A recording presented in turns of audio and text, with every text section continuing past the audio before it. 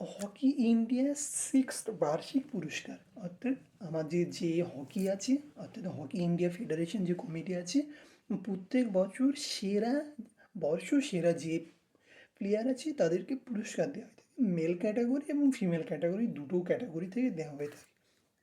তো কোশ্চেন কী বলেছে? বলেছে হকি ইন্ডিয়া সিক্সথ বার্ষিক পুরস্কার 2023 নিম্নের কে বর্ষসেরা পুরুষ খেলোয়াড় পুরস্কার জিতেছেন, অর্থাৎ 2023 সালে কে বর্ষসেরা পুরুষ খেলোয়াড় হয়েছে। প্রথমে কি পয়েন্টগুলো দেখিনি কি কি আছে।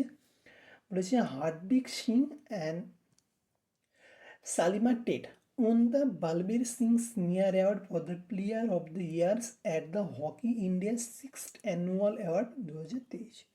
তাহলে 2023 সিক্সথ অ্যানুয়াল, অর্থাৎ 2023 যে পুরস্কার দেওয়া হবে সেটা হচ্ছে 6তম পুরস্কার, অর্থাৎ এর আগে 5বার দেওয়া হয়েছে, এবার 6তম দেওয়া হচ্ছে।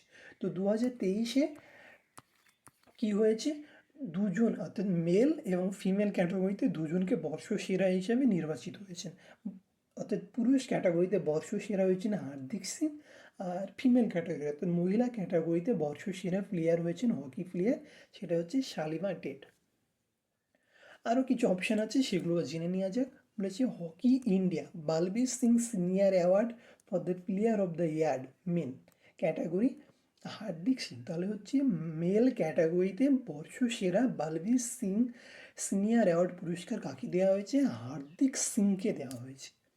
এবং hockey India Balbir Singh senior award for player of the year women, অর্থাৎ মহিলা ক্যাটাগরিতে hockey India Balbir Singh senior অ্যাওয়ার্ডের বেস্ট প্লেয়ার হচ্ছে সালিমা টেট।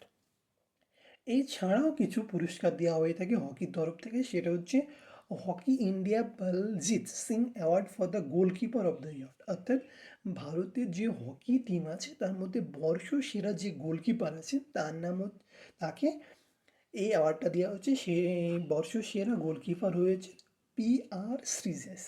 এছাড়া পুরস্কার দেওয়া হয়ে থাকে সেটা হচ্ছে ডিফেন্ডারকে। তোমরা সবাই জানো যারা ফুটবল খেলা দেখো, সেখানে গোলকিপার থাকে, অ্যাটাকার থাকে, ডিফেন্ডার থাকে, বিভিন্ন প্লেয়ার থাকে।